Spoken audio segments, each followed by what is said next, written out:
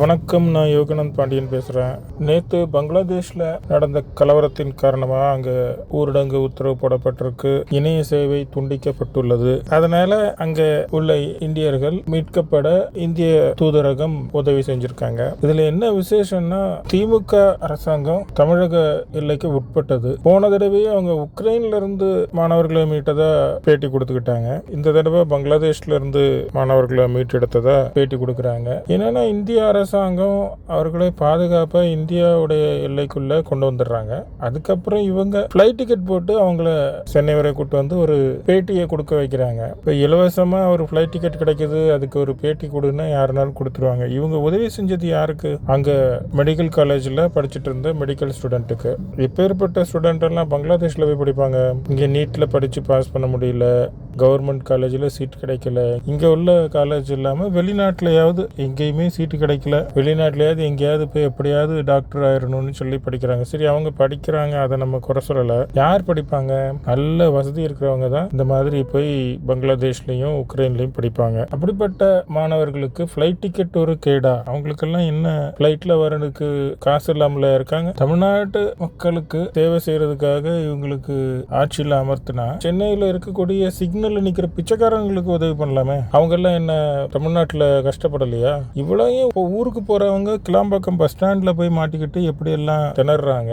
அவங்களுக்கெல்லாம் உதவி செய்யறதுக்கு தமிழ்நாடு அரசாங்கம் முன் வராது. பணம் இருக்குன்னு ஏதாவது ஒரு ஊருக்கு போய் எங்கேயாவது ஒரு காலேஜ்ல சீட்டை வாங்கி படிச்சுக்கிட்டு இருக்கிற மாணவர் வீடு விட்டா இவங்க அடுத்து பாகிஸ்தான்ல கூட போய் படிப்பாங்க போல இருக்கு. நம்மளுடைய நட்பு நாடுகள் எது அப்படிங்கிற ஒரு புரிதல் கூட இல்லாம எதையாவது ஒரு நாட்டுல போய் இருந்துகிட்டு வேலை பார்க்கறது, படிக்க போறேன்னு போறது, இதெல்லாம் யார் செய்வா? கொஞ்சமாவது மண்டையில மசாலா இருக்கிறவங்க இந்த மாதிரியான ஊர்களுக்கு எல்லாம் போய் படிக்க போக மாட்டாங்க. அவங்கள்ட்ட பணம் இருக்கு, வசதி இருக்கு, என்ன வேணா செய்வேன் அப்படின்னு பண்ணுவாங்க. அவங்க அப்போ அதுக்குள்ள பிரச்சனைகளையும் அவங்க தானே சந்திக்கணும். என்னவோ இந்திய மக்களுடைய வரி பணத்துல இருந்து இவங்களுக்கு ஃபிளைட் டிக்கெட் போட்டு கூட்டு வர்றாங்க. அதுக்கு ஒரு மந்திரி செஞ்சி மஸ்தான் ஒரு பெரிய சாதனை பண்ணிட்ட மாதிரி வந்து நின்றுட்டு நாங்க உடனடியா போய் மீட்டு கொண்டு வந்துட்டோம் அப்படின்னு. போன தடவை லாஜிக்கே இல்லாம உக்ரைன்ல இருந்தே மீட்டு கொண்டு வந்தோம் அப்படிங்கிற மாதிரி பேசிட்டு இருந்தாரு. இந்த தடவை கொஞ்சம் லாஜிக்கோட நாங்க டாக்கால இருந்து அகர்தாலாவுக்கு வரைக்கும் மாணவர்களை கொண்டு வந்துட்டாங்க. யார் அகர்தாலா கூட்டு வந்திருப்பாங்க? டாக்காக்குள்ள போறதுக்கு தமிழ்நாடு அரசாங்க அதிகாரிகளுக்கு ஏதாவது அனுமதி உண்டா? இந்திய அரசாங்கம், மோடி அரசாங்கம் அங்க டாக்கால ஒரு தூதரகம் அமைச்சு போதுமான வாகன வசதிகளை செட்டப் பண்ணி அவங்க தயார் நிலையில இருந்து அவங்க செஞ்ச சாதனைக்கு அவங்க தான் பேட்டி கொடுத்துருக்கணும். அது பண்ணாம என்னமோ இவங்க போய் கூட்டு வந்துட்ட மாதிரி. இந்த கொல்கத்தால இருந்தும் அகர்தாலாங்கிறது இந்திய மாநிலம், அங்க இருந்தும் கூட்டிட்டு வர்றது என்ன பெரிய சாதனை? இவ்வளவு வேகமா போய் பேர் வாங்குறதுக்காக இதெல்லாம் செய்ய தெரிந்த இவங்களுக்கு, அவங்களுக்கும் பிச்சைக்காரங்களுக்கு ஓசியில் டிக்கெட் கொடுப்பான்னு தெரிஞ்சிருக்கு. இந்த மாதிரி எல்லாம் கேட்டால் கிடைக்கும்னு தெரிஞ்சிருக்கு. இந்த நடுவில் கலாச்சாரம் குடிச்சிட்டு சித்தவங்களுக்குலாம் 10 லட்சம் கொடுத்தாங்க பாருங்க, அந்த மாதிரி. என்ன நியாயம்?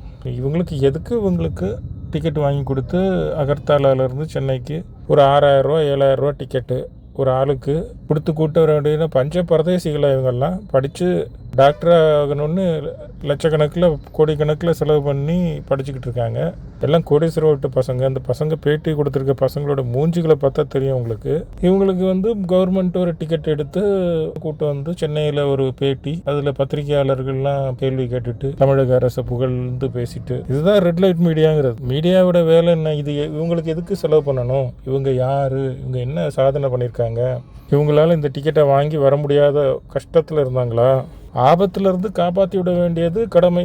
அது மோடி அரசாங்கம் செஞ்சிருக்கு தூதரக அளவில். திமுக என்ன செஞ்சிருக்கு? இது எதுக்கு செஞ்சிருக்கு? ஸ்டிக்கர் ஒட்டுற வேலைம்பாங்கல்ல, அவங்க அந்த ஸ்டிக்கர் ஒட்டுற வேலை தான் செஞ்சுருக்காங்க.